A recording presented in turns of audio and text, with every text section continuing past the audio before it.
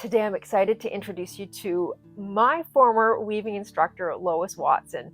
Lois is a real treasure here locally. She's taught so many people how to weave. I can't wait for you to see her studio. Let's go check it out. Yes, my name is Lois Watson and I live in Peterborough, and this is actually the basement of my house, which has a walkout to the back, so I have lots of light in my studio, which is behind these doors. Not very large, pretty compact, but it's got everything I need, and I can just put these doors across if I don't want, the mess to show. So over here is my little village weaver bird that my husband put together for me, just as a little introduction to my studio. So I'll open the doors so you can see what's here. Basically, it's just a long, narrow area with my weaving and knitting and fiber stuff down at this end, my computer here, and then out there I have an annex, which is very important. Yeah, so my Swift is here. I've just got it attached to a stool. There's my bobbin winder over here. And then I have a table that I can put my sewing machine out on it if I need to. Or I've got a serger underneath which I can bring out too, but it's also just a space to spread things out and to do my notes and things like that. Then I have a television set, which, I can look at it. I have it on, and it's usually some kind of news program or a travelogue or something like that, just to have something else going on in the room, and then I can turn it when I'm on my computer. Over here are some of the small hangings that I've done on a loom like this. Just a little frame loom. So this is my loom, 45-inch Leclerc jack loom, which I've had for, 30 or more years perhaps. Wow. I've got lots of light from this window, which is really important. I just thought I would bring this out to show you. This is sort of my very first loom when I was 10 years old. I got it for a Christmas present from my cousins.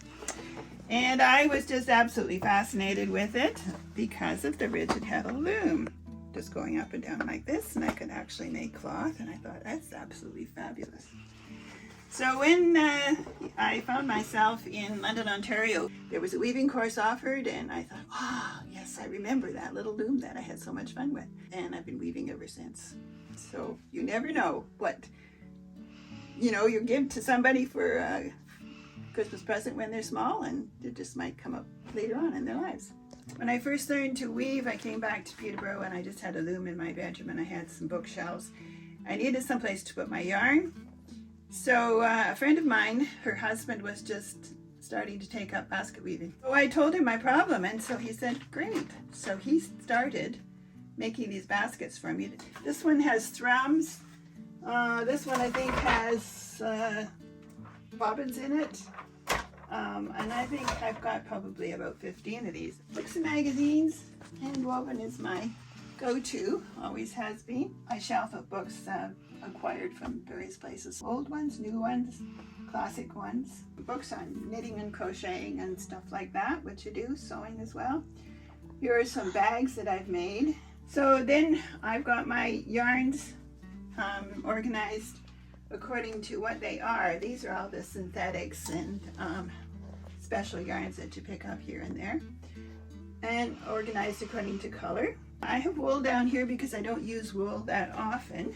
And then I have pencil and Orlac and 2/8 cotton, which is what I use most of the time.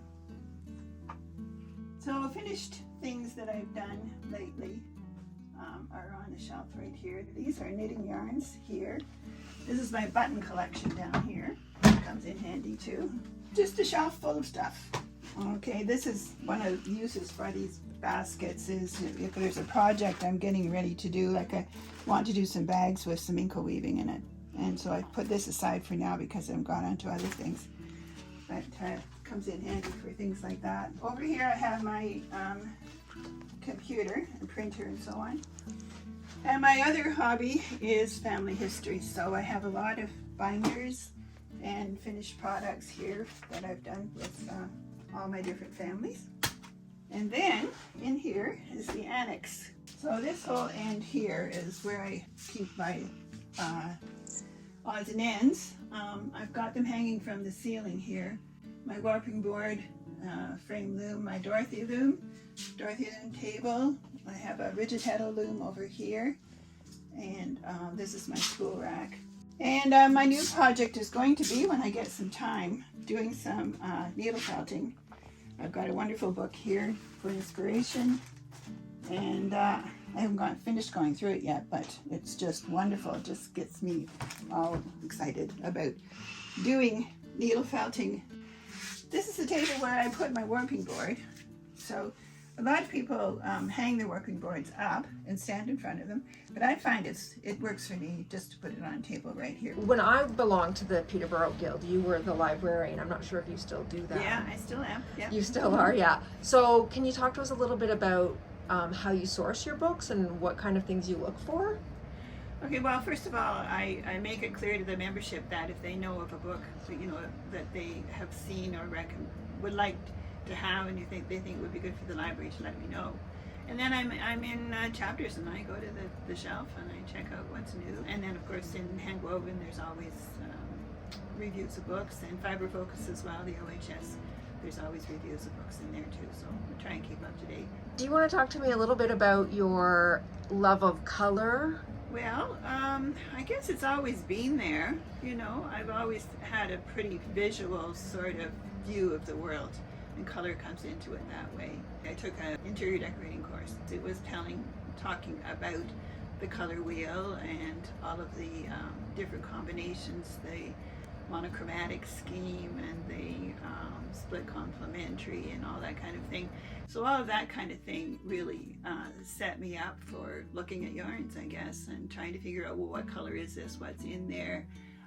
What kind of a scheme would this work into? What are your favorite color combinations? I think I go towards turquoise, blues and greens, and then mirroring them with magentas and purples and things like that. What's your favorite thing you've ever woven? Probably a baby blanket for my second child, I think it was. Wow. Do you still have it? It's probably someplace, but I don't know exactly where it is. But I did. It was overshot. I got it out of Hand Woven. Do you have any pieces of your weaving that you'd like to show the audience? Well, I thought you were going to ask me what my favorite weave was. Oh, well, I can ask that too. My favorite weave is overshot because, like if I want something to be really showy, then there's tons of overshot patterns and they really show up and people just go, wow, especially when you put some interesting colors together. But then my other favorite one is Crackle. And this is a towel I did a few years ago as a challenge item. It was Anne Gallant, and she said, she wanted us to do something based on the table of elements, and so just to make a connection with it. So then I thought, well, I like crackle and that's Swedish, so I went to the table of elements and I found that the element of lithium was discovered by a Swedish person. So I thought, okay, that makes my connection. So there's my crackle towel. And then down at the bottom here is lithium is kind of like a gray, fuzzy kind of element. So that's what I put in here. It was just sort of white and gray and sparkly stuff, anyways, for the lithium. But I love crackle because it's just so nice and solid. You can do all kinds of things with it. If you could have one more piece of equipment in your studio, what might that be? Well, what pops into mind is that one of the things I would kind of like to get to try out is rug hooking, which I've never done. And I know that there is a piece of equipment where you can just make your strips for rug hooking just by pushing it right through, and there you've got it all. So I mean, that just popped into my head. I saw that recently. I thought, well, that would be a really good thing to have. Is there anything else you would like to tell us, Lois? You want to encourage new weavers? Yes, I think that's my go-to topic, I guess, is to try to get people interested in working in fiber in a different way. Like knitting and crocheting are quite popular now, and that's good. But weaving is one of our heritage crafts that I just don't want to see fall by the wayside. I want people to know what looms are for.